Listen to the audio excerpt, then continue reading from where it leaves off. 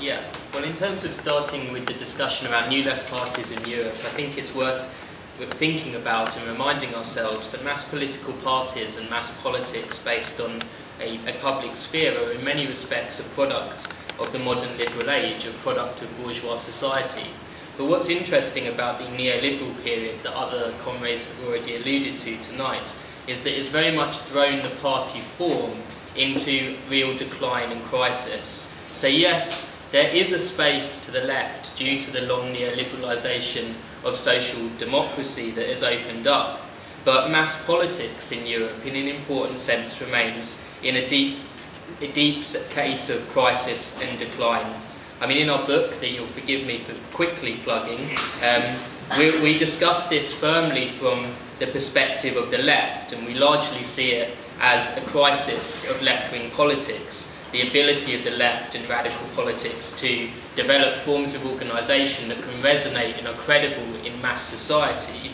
But in many respects, it has since occurred to me that the crisis of the party form is arguably much deeper and much wider. Consider, for example, how the Conservative Party in the first 7 years of David Cameron becoming leader saw a decline from 258,000 members to just 177,000. So that works out at roughly a loss of 10,000 members a year and about 25% across that period. Consider also how the UK Independence Party, that are very, very likely, as we all know unfortunately, to win the next European elections, have a membership of just 27,000 members.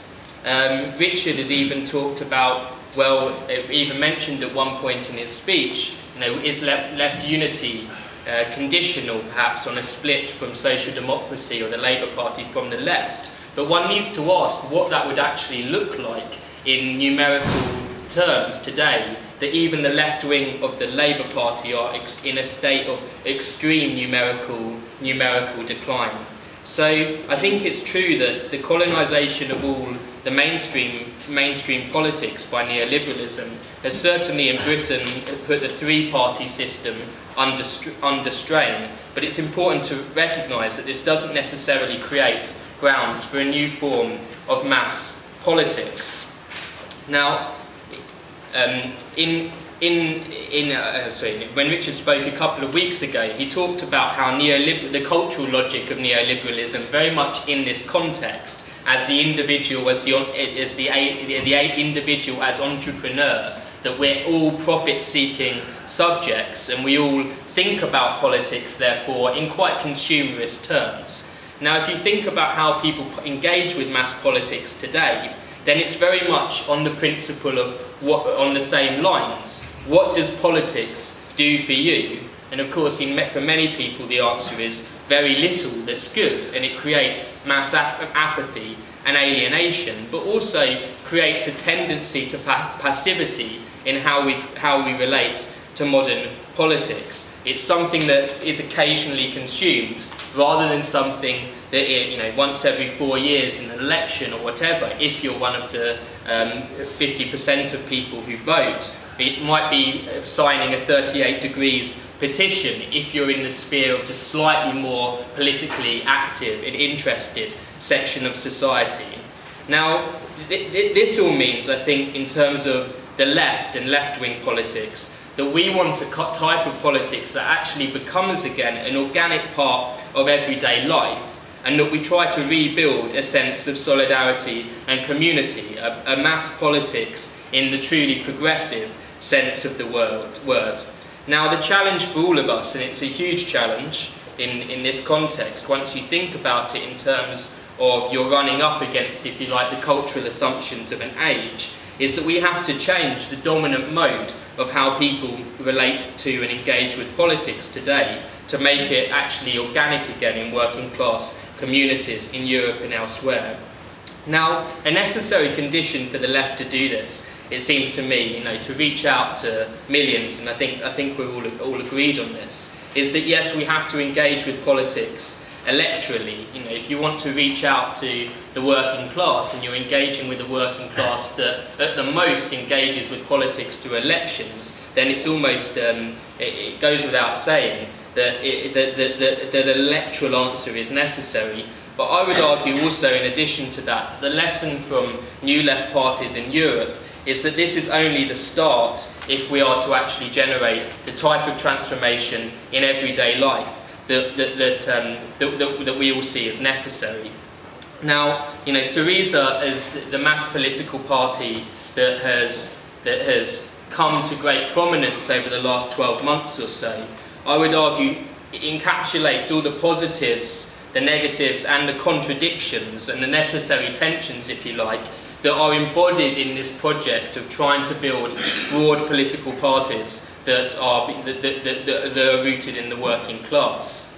You know, many left critics at the time of Syriza's elections argued that it tended to counterpose the streets to the electoral sphere. So many of the Greek left, for example, that supported Antasia would talk about the support that Antasia had amongst the students, had in the grassroots movement, and use that to justify abstaining from or not involving themselves in Syriza for that very reason.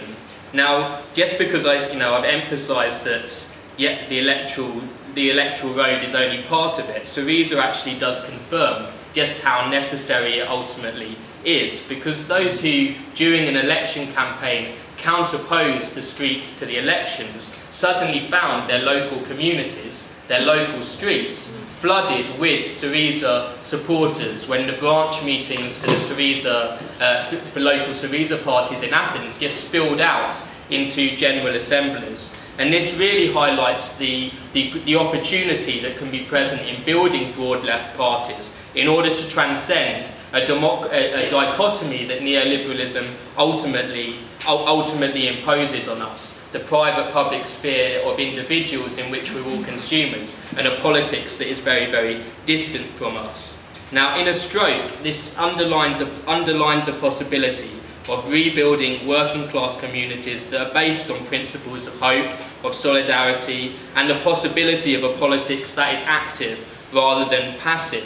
And in that sense, it was rooted in and reactivated and re-energized working-class communities. That's not to say, of course, that it wasn't the product itself of an experience over many years of grassroots mobilisation and struggle. It certainly was. It didn't come from nowhere.